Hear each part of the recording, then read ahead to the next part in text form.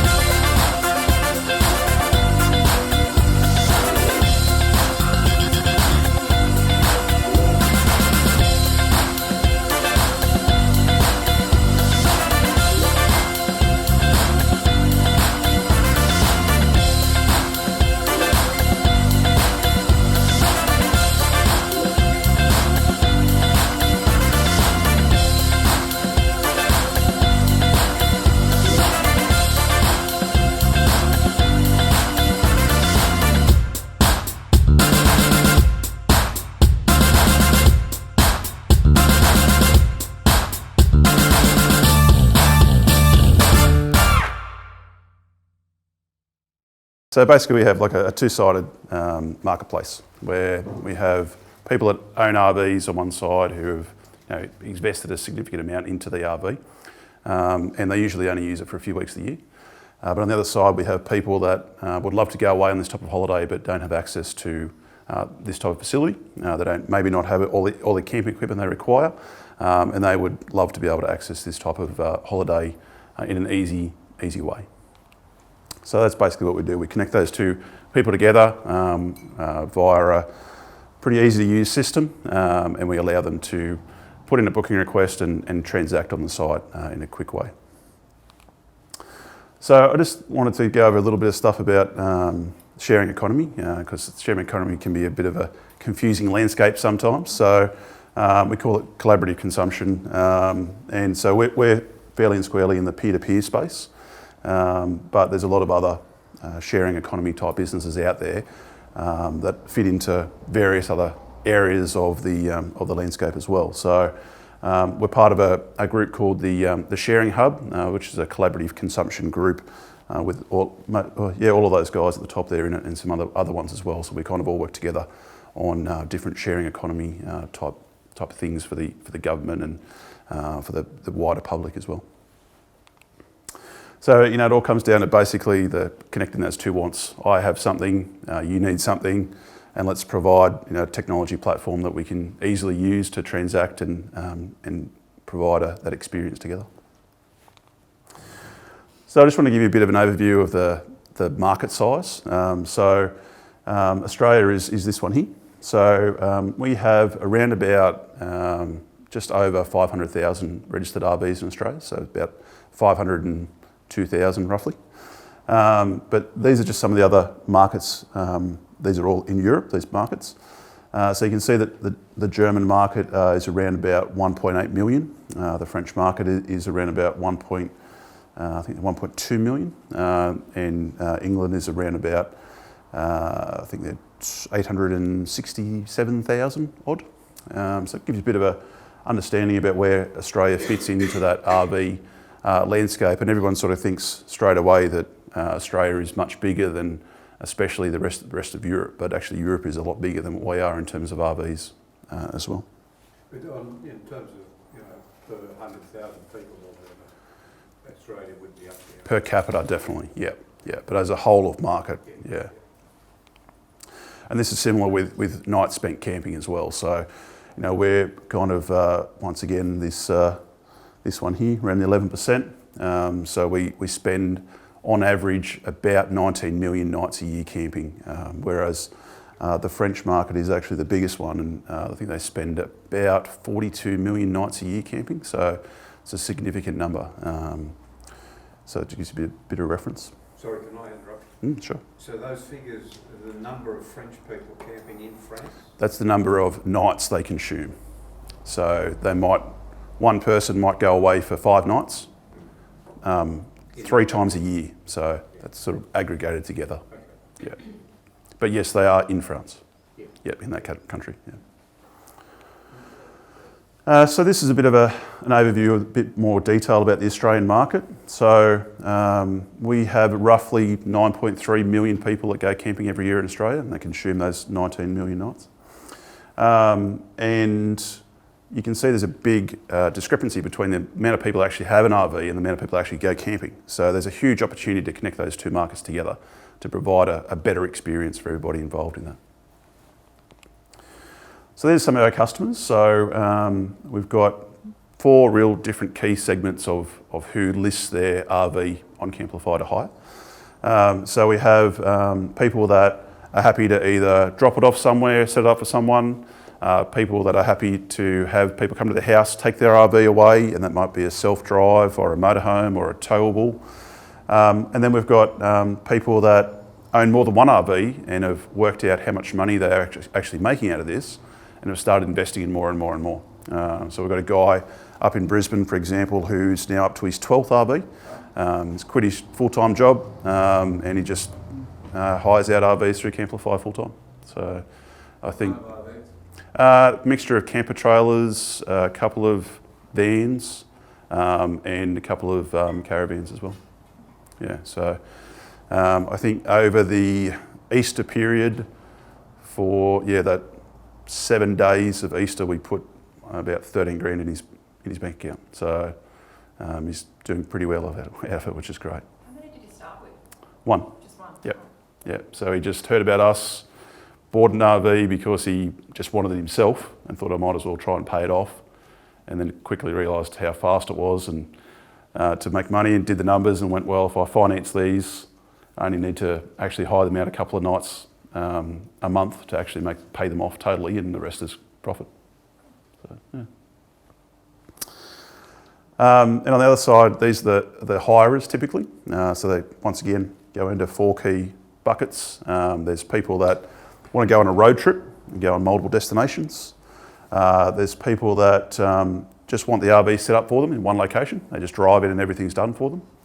There's people that want to go to an event and want something dropped off specifically for that event because there's not enough accommodation.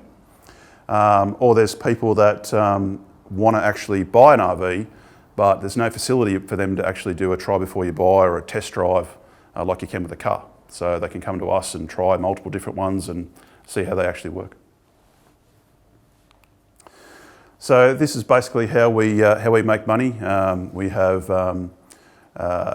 take a commission on every booking. We have an excess reduction product which people can choose to take on that booking as well. We have an online e-commerce platform for our customers to buy products that their hirers may need. And for some customers we also charge them a premium membership because they're more business focused and they're looking for additional services outside of what the Camplify platform by itself provides. So recess reduction product? Excess reduction?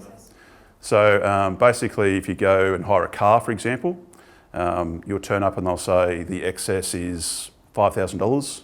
Would you like to reduce it for X dollars per day? So we provide the same. Yeah, exactly. So how does the insurance, you may cover this, the insurance work for the owner and the rent? Yeah, so everything that's hired out through us has rental insurance. So I think that's actually, I've got a slide on that, I think. That's okay. Do I? I'll come back. But yeah, basically we've negotiated a product where the customer can be insured comprehensively with whoever they like, but whatever it's hired out through our platform, we have a per day rental insurance for them.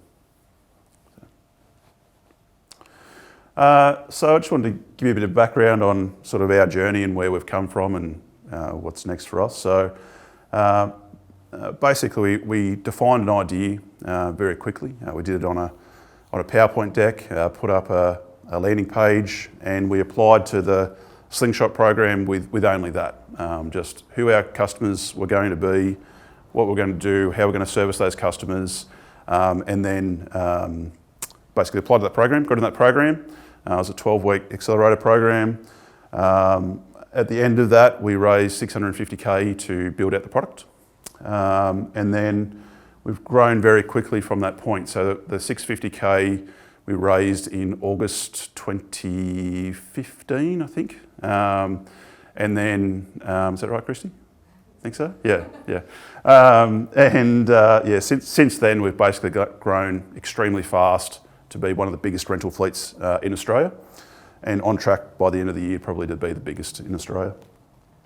And at the end of that, we only in February we raised another $2 million in funding, and that primarily came from Apollo RVs, who's Apollo Tourism and Leisure, I should say, who has the biggest rental fleet in Australia at the moment in terms of RVs. So there's usually two big players in Australia. There's Brits and Apollo. They're the two big ones that have most of the RVs. So Apollo invested in us in that round.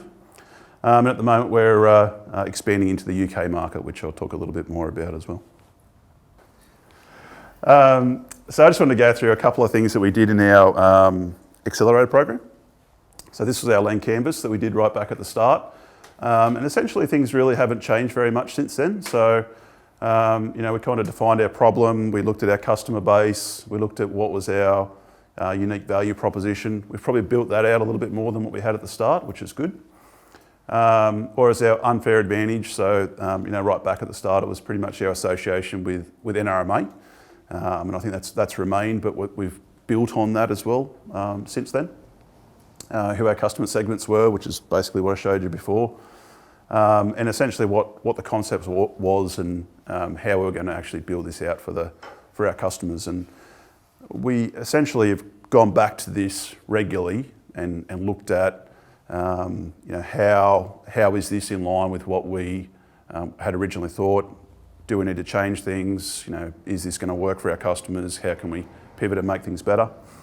So you can see down the bottom here in our revenue streams, we originally had thought that we would charge a 10% for booking fees. We're now at 20% because it wasn't viable, and that we were going to actually have the facility to book holiday parks as well through our platform. But when we looked at the amount of tech and the work to actually do both those things, it was enormous. So we decided just to focus on the actual vans, and then we may look at the holiday parks at a later point in time. Okay. How did you estimate the cost structure for the? Yeah, look, it was a lot of it was guesstimate. How close was it? It's pretty close.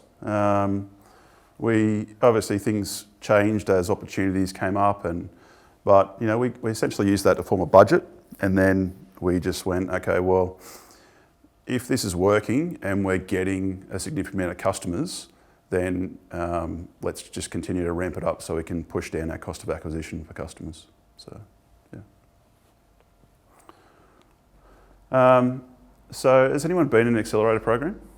No? One? Okay, cool. So I just thought I'd give you a bit of an idea about what an Accelerator program does for you. So essentially the key thing that the basis of what an Accelerator program is meant to do for you is to help you to get funding for your business. So prove out your business model, prove that it works, help you to start on the process to get customers, and then be in that ability to actually help you get funding. So, and that's pretty much what Slingshot did for us, is we were able to identify what those particular customer niche points were, and how we could actually build out those customer roadmaps, if you like, so we could actually provide a good product for our customers.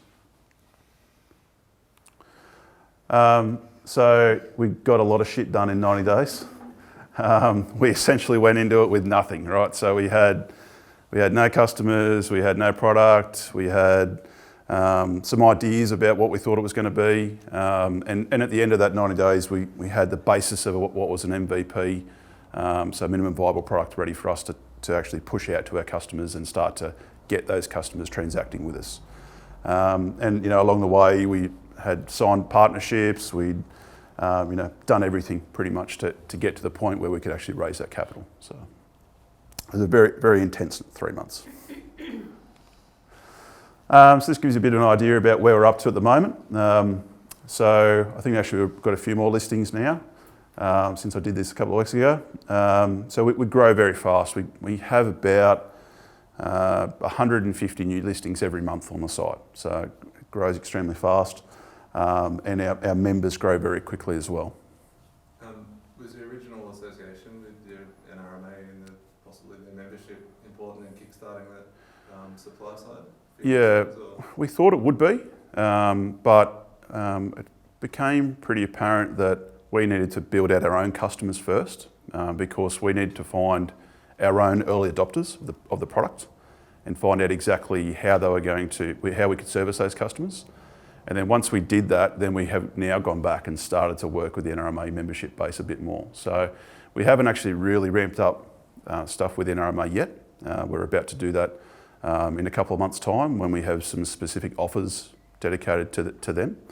And then we can roll it out to the other membership bases with the other roadside organisations. And just a follow-up question, what has been the most successful kind of strategy I guess in finding your listings in terms of how you're reaching out to them? Yeah, it's probably PR, to be honest. So, and my PR person sitting behind you, she's got a big smile on her face.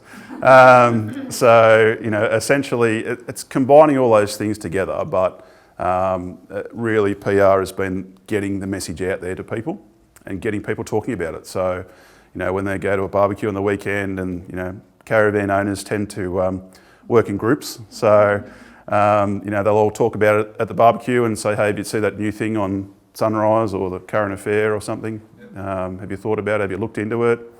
One of them will do it and then see how it is, and then the rest of them will follow. So, you know, that followed up with some pretty aggressive digital online strategies to really help those people to actually convert, but getting the message out there, definitely PR. So this gives you a bit of an idea about where we're going in the next 12 months here in Australia. So we want to get to 3,500 RVs, and that will make us the biggest in Australia in terms of a rental fleet. And just really focus on providing a great customer experience for those people who would like to go camping, but you know, perhaps only have access to a tent and would prefer to get into a bit more luxury. So that's sort of where we're focused in that next 12 months. In the non-Australian markets, we've just established ourselves in the UK in terms of our business entity. We've established some key partnerships with a couple of really big partners.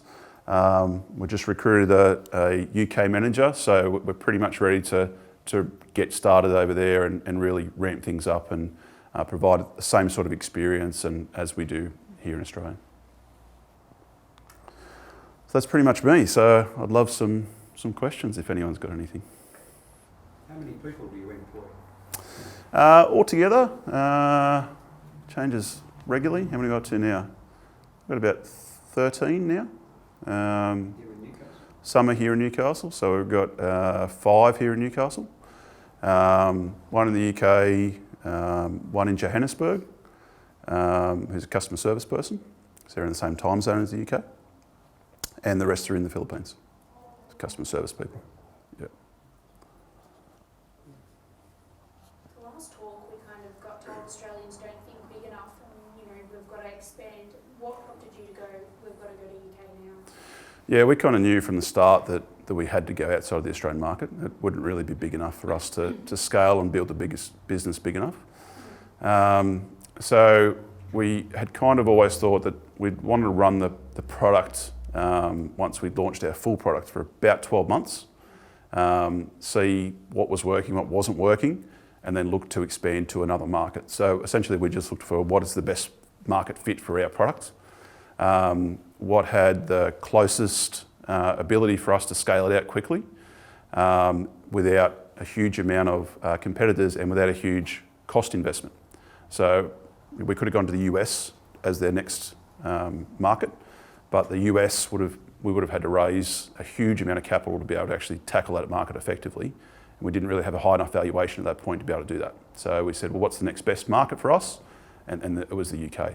That has the best opportunity for us to expand quickly. And same language, similar culture, same type of product that what we have here.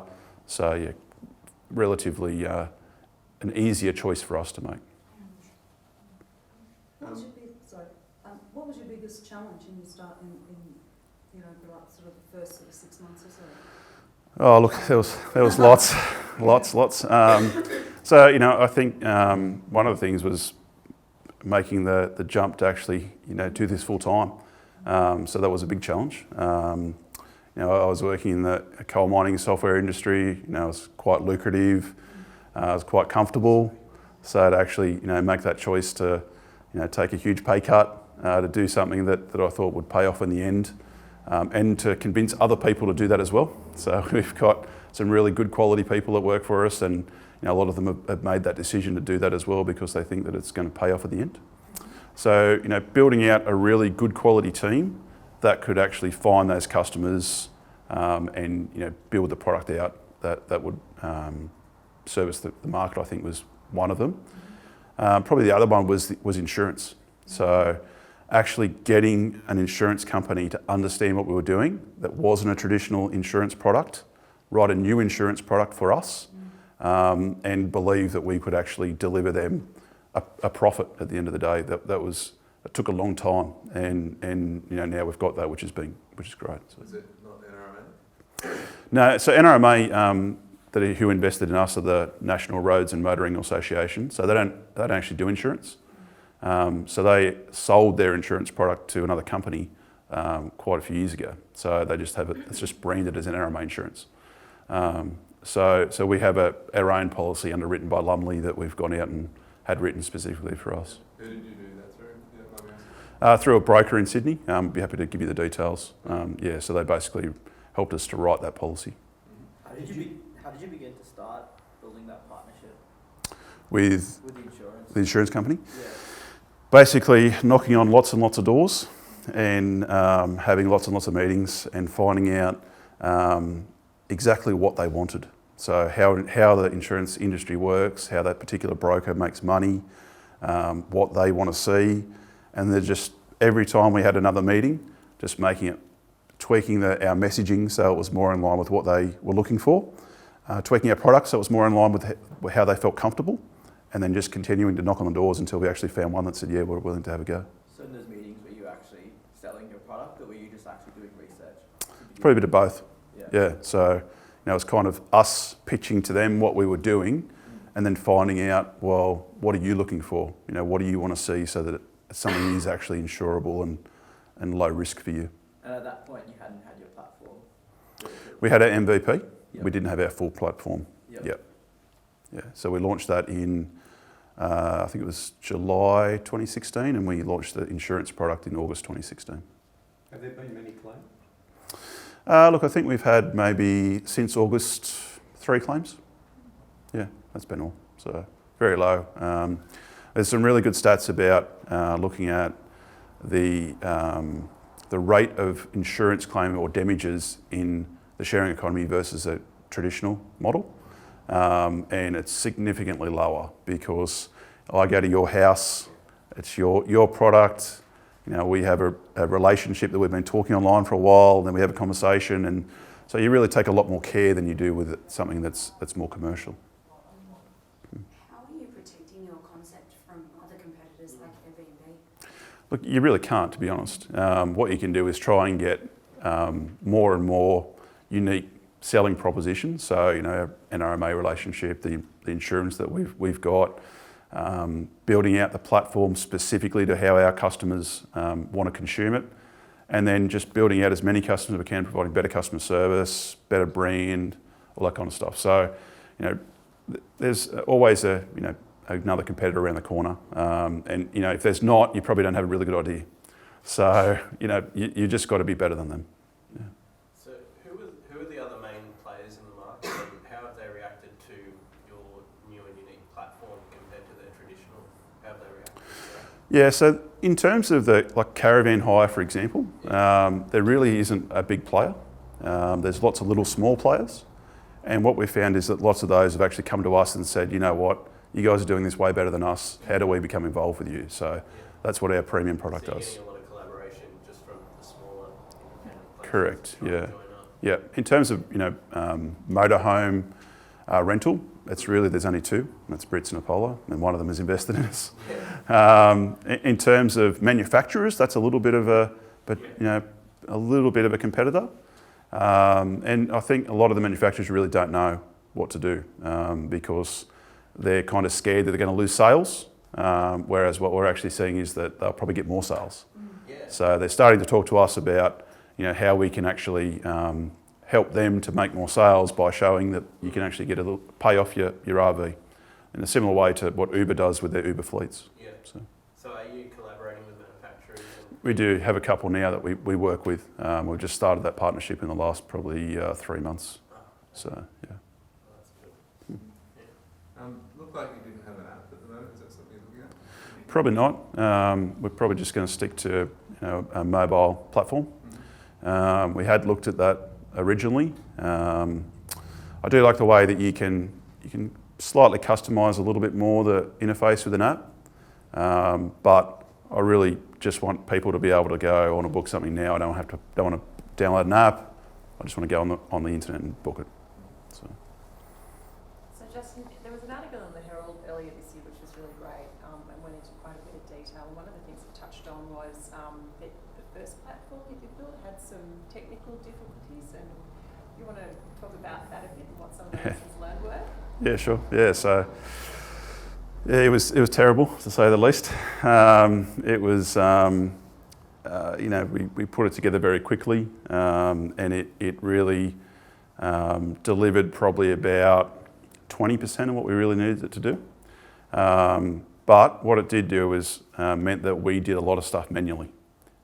So we would actually go into the platform, go into the back end. The customer wouldn't really see that we were doing things manually, but we called it concierging. So we could actually find out exactly what the customer wanted, how they wanted to consume the product, and then that really helped build out our development roadmap.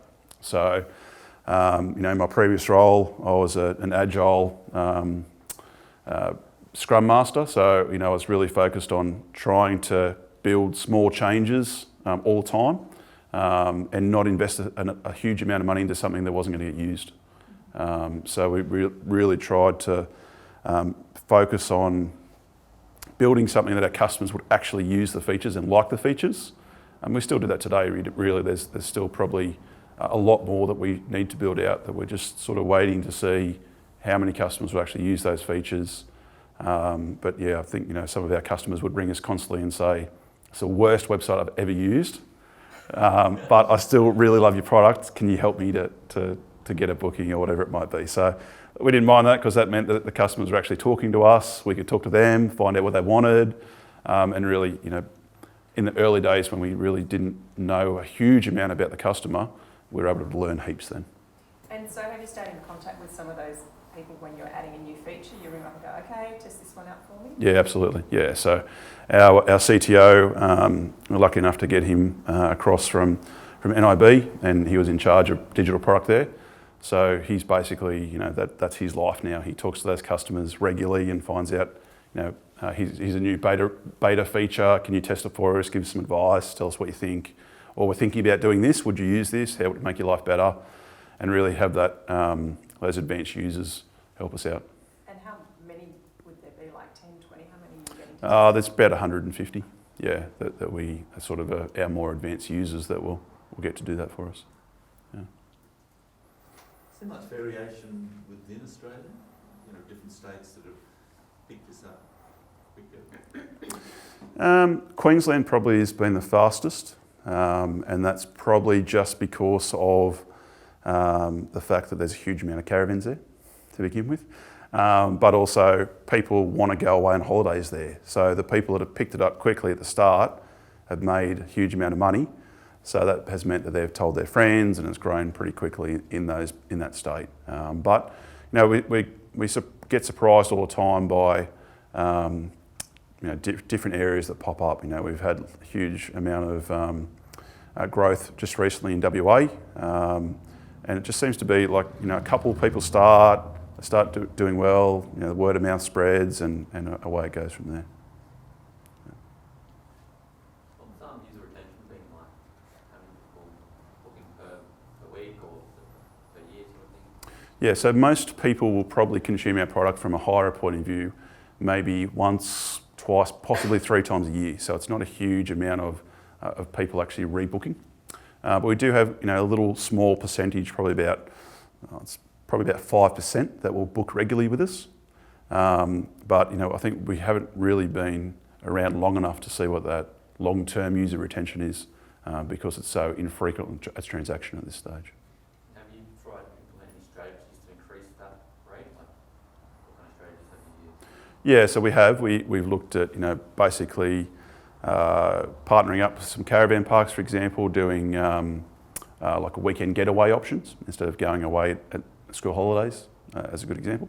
But we're just looking at more of those now about how some growth hacks to be able to get customers to experience it regularly by providing some discounts and etc. into the platform. Justin, if I wanted to rent a van at Crescent Head in January, Mm-hmm. I sort of know that the camping ground's booked out. Yep. What happens there? How does that work? Does the person that owns the van book the camping site too?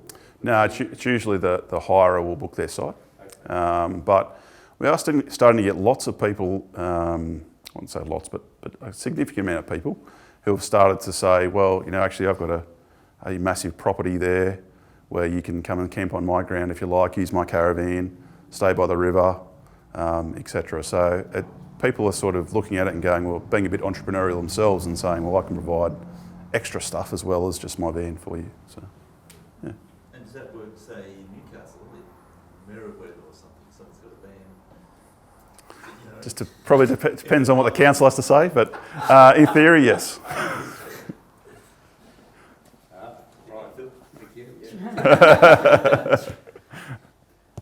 So how's your social media presence like? Have you really gotten onto social media and advertising online and things like that? Has that brought a lot of customers in as well? Yeah, it's been one of our key platforms. So I think at one stage when we were doing some stuff directly talking to Facebook, they had told us that we were one of the most advanced Facebook ad companies in Australia for a while there. We have about 350 custom audiences that we use, and we define those custom audiences based on different content that they consume, and then each one of those different custom audiences will present a different message to. So a different set of ads, a different frequency, and a different engagement once they've actually clicked on the ad or once they've watched the video through to completion, or 80% or 50%. So we've got a huge digital strategy that we've built out over a long period of time, and spent a lot of effort in actually making that work for us really hard. Do you have statistics on the demographics of users? Yeah, so the average sort of owner is about 38 to 48. Usually they've got 2 kids. A lot of them are small business owners, and usually they've sort of bought their van and they've realised how busy they are. They've got lots of stuff happening with the kids, and they're going away a few times of the year. So they're looking at, hey, I'm a business owner. I believe in getting a good return on something, so this is a good opportunity for me to do that. Our hirers, on the other hand, are usually a little bit younger. They've got younger kids, and they're kind of looking to get into the market potentially, but now they're looking at it going, well, I don't know whether I want to actually be committed to doing that, but I just want to have access to be able to do it. So they're kind of very similar types of customers, but just at different stages in life. So we're just sort of kind of connecting those two together. So did you talk to other companies, obviously in other industries, that have that peer-to-peer platform, like Airbnb and Uber and stuff? Did you get in and talk to them to find out the ins and outs of how that platform works? Yeah, probably not any of the bigger ones, but it's definitely the smaller ones that have been doing collaborative consumption stuff for a little while. So people like Car Next Door, Spacer, there's lots of them in Australia and overseas as well, and just kind of talk to them about what they found, how they built their platform, why they built it that way, what worked for them, what didn't work for them, and just kind of get their learnings and then say, well, what does that mean for our industry and our users, and how do we apply that as well? Is there a particular reason you only talk to the small ones, just just because you're afraid that if you talk to the big ones, they'd be like, that's a good idea? No, not at all. Just more easy access, really. That's what it is, you know. Airbnb doesn't really want to talk to us, or they didn't when we were as small as we were. They might now, I don't know. But yeah, just easier to be able to provide that, have that conversation with people at a micro level. And also for us, we find that we're a very localised service. So I'll hire something in my neighbourhood and take it away. Whereas Airbnb is actually about going to a destination, hiring something from that person at that destination. So it's slightly different.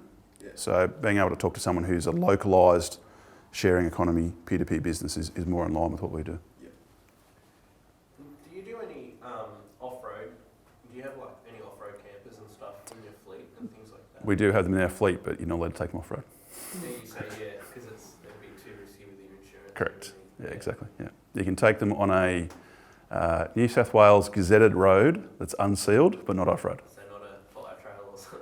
Oh, if it's a approved road, but it's not graded, then that's fine. But if it's actual off-roading, like Fraser Island, for example, then no.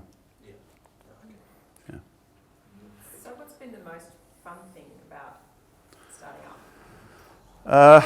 Probably just building something really quickly, and seeing the amount of growth that we've had, and just sending people on holidays is great. It's better than digging stuff out of the ground. So that's been cool. Building a team, helping people to kind of